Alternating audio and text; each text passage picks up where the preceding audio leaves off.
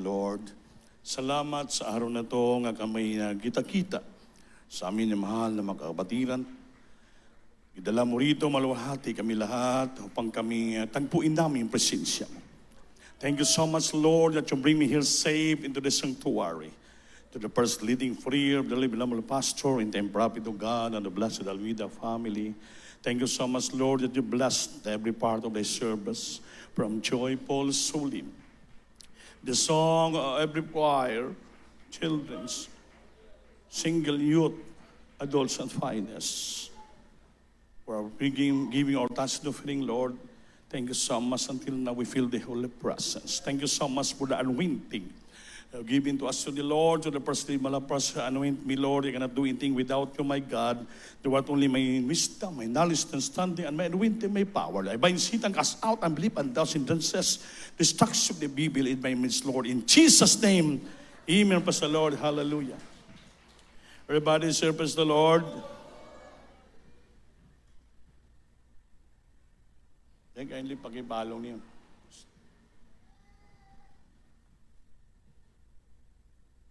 Thank you. Everybody say, praise the Lord. Praise the Lord. First of all, the highest praise, glory, thanksgiving, majesty, belongs only to our loving God, our Savior, and give double honor and respect. Miss Almeida, the intended prophet of our loving God, and remember and cherish the blessed memories and precious beloved stand pastor, Ling Almeida, and all beloved children, and the whole blessed Almeida family. I give also my beloved wife, my children, my co-workers, my co-professors. To all of you, mga minamahal kapatid, sa lahat ng mga webcast viewer natin buong daigdig, sa ating mga bisita, magandang araw po sa inyong lahat. Amen? Palakpakan po natin ang ating mahal na Panginoon. Sino pong pinagpala sa araw na to? Salamat. Pag sabi yung pagpapala, ang pinaka-importante yung spiritual blessing. Nadama natin ang presensya ng Diyos, napuspos tayo na balang espiritu, pinagpala tayo ng Diyos. Yan pong spiritual blessing. First of all, the physical blessing, financial blessing po, palo yan. Dahil inuna po natin ang kalooban ng ating mahal na Panginoon. Mapalakpakan ba natin ang Diyos? So sa oras sa pakinig ng salita ng Diyos, ang lahat po'y makinig. Makinig kayo, huwag sige lakaw-lakaw, gawas-gawas, istoryahanay. Kaya napaka-importante ang pulong sa Diyos. Huwag tayo magkumpiyansa, usay ang kaway, tuso. E usay, pag may ingunta nga, dugay na kong Kristiyano, alam ko na ng wali, balik-balik na lang. So parang wala ka ng interes, makinig ba? Hindi mo alam, yung ginagawa mo, you are the one destroying yourself. Because of pride. Kaya dapat ang Kristiyano, maging humble ka. Nga mauhaw ka, magutom ka sa pagpaminaw sa pulong sa Diyos. Kaya yung salita ng Diyos, pagkain po ng ating nagugutom na kaluluwa yan. Kaya mga pastor, kahit may mga mag-preach yung mga preacher, at intibo sa makinig. Yan ang gitong na humbleness. Hindi dahil pastor ka na, evangelist ka na, pag may bang preach, wala ka ng gana. Kaya sabihin mo, mas magaling ka pa. No, that is pride. Dapat matuto tayo, maminamahal, na magpakumbaba sa ating mahal na Panginoon. Everybody say, praise the Lord. Praise the Lord. Kaya sa araw na to, mga minamahal, pag-aralan natin ang natawag na a call of humbleness. Ang pagkatawag sa atin na tayo dapat ay magpakumbaba. Humbleness. Ang humbleness, mga minamahal, ito po ay ginatawag na, kung sa Bisaya, pagpaubos. Pagpakumbaba. Pag sabi mong humble, ay hindi mo hinahanap yung sarili. Hindi mo kinukompare yung sarili sa iba. Na marunong ka sa kanila, magaling ka na. So, yan pong humble. Iniisip mo na ang lahat ng tao, mas marunong sa'yo, wala kang alam. Isip mo, palagi ka lang sa baba, tapagtapakan ka lang. Yan pong inatawag na humbleness. Kasing tao na mayabang, hindi magpakumbaba yon. Ayaw niya pakapakan, ayaw malambuan, ayaw niya maging ano siya sa lubot. Gusto niya palagi sa unahan. Kaya ang Kristiyano, dapat tayo po'y tinawag ng Diyos para upang tayo po a call to humbleness. Palakpakan po natin ang Diyos. Di wala naman tayo ipagmamalaki. Wala naman tayo ipagmamayabang. Tsaka hindi natin kaya pag walang Diyos. Amen ba? Amen. Kaya dito, kaya sabi natin, yung mga tagumpay natin, mga pagpapala, grasya, ay para lang po sa Panginoon yan. Sabi nga, all the glory belongs to loving God. Wala atin yan. Amen ba? Amen. First of all, mayroon pong ginagamit ang ating mahal na Panginoon. Una-una, ang ating dearly beloved pastor. Sila po ang pinaka-factors, Panginoon, nga principal kung bakit tayo naligtas.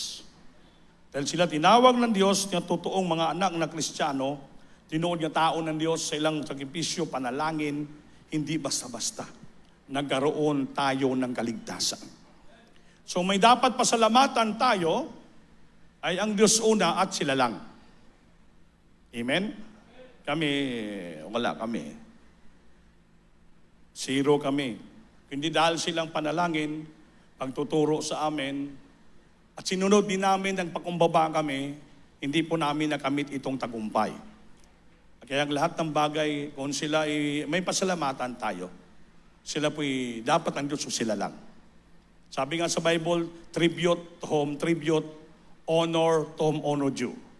May dapat bigyan ng honor at mayroon dapat bigyan ng tribute, pasalamat ng mga taong karapat-dapat.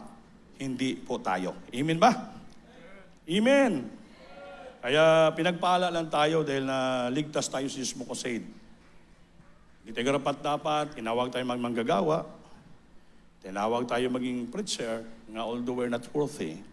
Ngayon, itong tinatamasa po namin, hindi po dahil sa aming pagsumikap. Hindi po sa aming sakripisyo ito. Ito po ay privilege na lang para sa amin na naturuan din kami magsakripisyo, manalangin. For first of all, ang una na langin sa ating sakripisyo walang iba, ang ating beloved Malapastor at beloved Mama Dear, the whole blessed Almeida family. Kaya alam namin yung hirap nila. Halos 12 years. 12 years yung paghihirap, trial sa ating Malapastor, 12 years. Grabing paghihirap, grabing kahirapan, hindi basta-basta. Walang makain, walang tahanan, walang pamasahe, yung barong butas, pantalon butas, lumalakad araw-araw, ang tako ng sapatos, natatanggal, pinupukpok ng bato, mga bata, kumakain ng burgor, pinahingi sa Intramuros, may mga tungaw pa, yung mga insekto. Ginakislan lang, tara ipalugaw, Malapastor, mga ito sa Paco Market, para mangayo ng magbili ng isang tapok na bukog, 10 pesos, Mr. Buto, ang tawag sa Malapastor. Ilaga, ipahigop, sabi San Pastor Mama Dear. Nag-alkila sila ng bahay, napakaliit, hindi makatayo Malapastor dahil mabanggang yung ulo.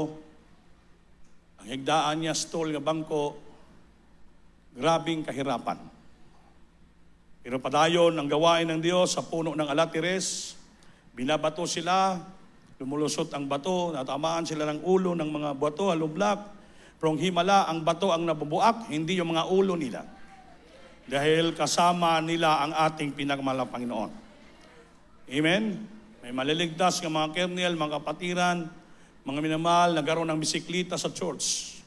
Grabe katuwa ni Malapastor, nagkaroon ng bisiklita nga service sa mga kapatiran. Bisiklita pa lang yon.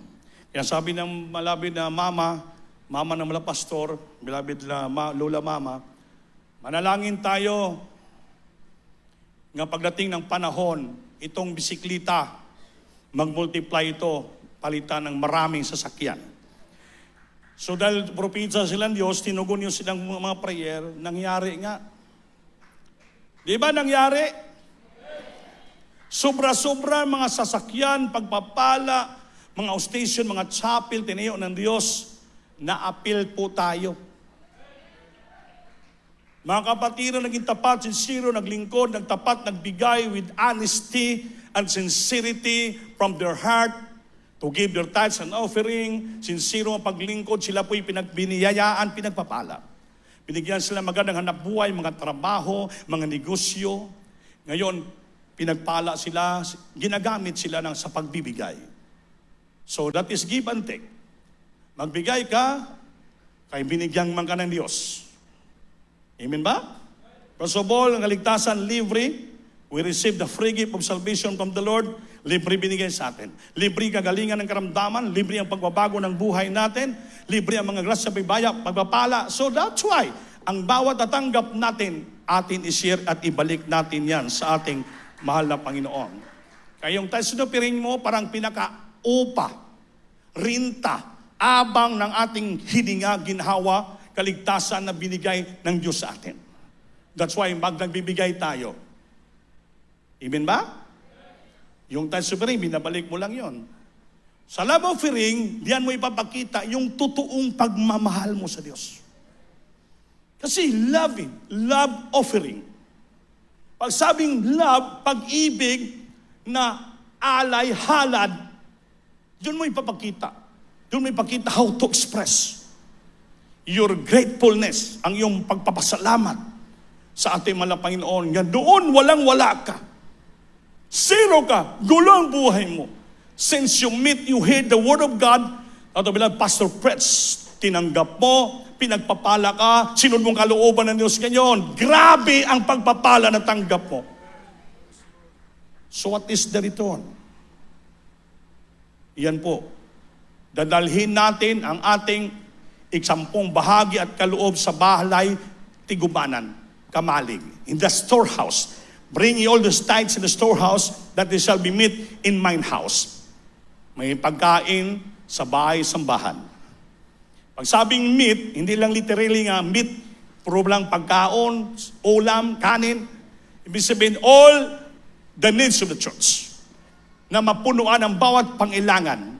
Pambayad sa tubig, pambayad sa kuryente, gastusan sa lahat ng mga manggagawa, everything, provision, lahat ginagamit sa mga station, sa mga chapel, sa mga kusada, anniversary, lahat, everything ginagamit yun. That is, there is meat in my house. Kayong gagamitin para kay pagpapalain ng Diyos. Ang pagbibigay ang siyang pagtanggap. Huwag mo bibilangin kung magkano na binigay mo sa Diyos. O thousands, millions, binigay mo, huwag mo bilangin yan. Pag magbigay ka, sabihin mo pa, Lord, salamat, wala pa akong naibigay sa iyo. Yan ang gusto ng Diyos.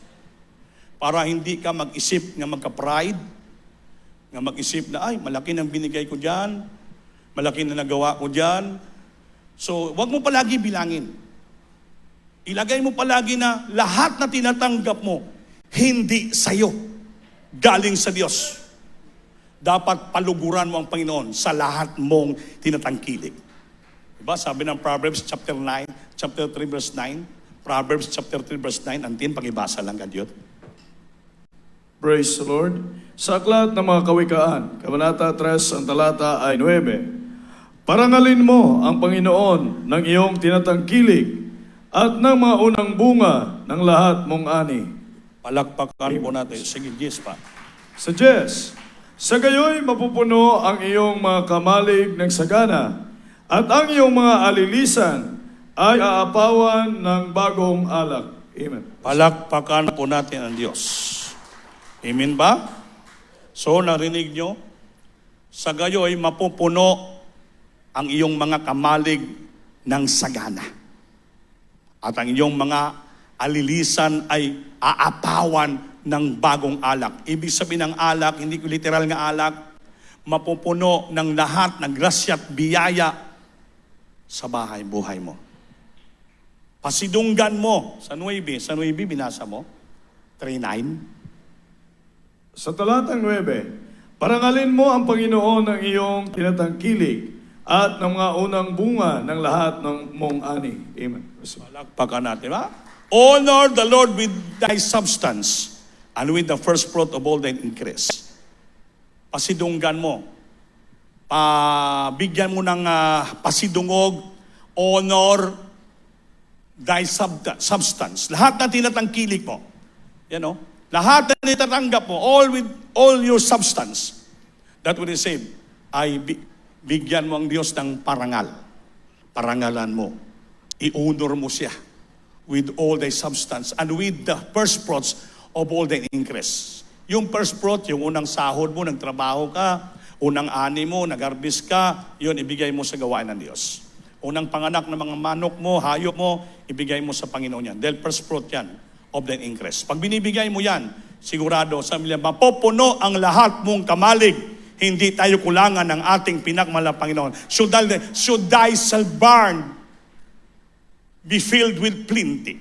Mapupuno, plenty, mapupuno. And thy presence shall burst out with new wine. Aawas-awas ang mga pagpapala. Amen ba? Amen? Hindi man kayo magka-amen. Kaya napakaswerte tayo sa Diyos mo kasi. Kaya kindly pag-ibasa 2 Chronicles chapter 7 verse 13 up to 14. A call to humbleness.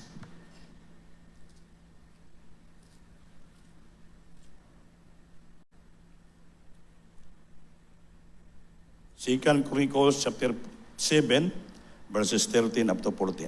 Praise the Lord. Sa aklat na ikalawang mga kronika, Kabanata 7, ang talata ay 13 hanggang 14. Kung aking sarahan ang langit, na anupat huwag magkaroon ng ulan, o kung aking utusan ang balang, na lamunin ang lupain, o kung aking magsugo ng salot sa gitna ng aking bayan. 14. Kung aking bayan na tinatawag sa pamagitan ng aking pangalan ay magpakumbaba at tumalangin at hanapin ang aking mukha at talikuran ang kanilang masamang mga lakad, aking ngang didinggin sa langit at ipatatawad ko ang kanilang kasalanan at pagagalingin ko ang kanilang lupain. Palakpakan po natin ang Diyos. Mga minamahal, kung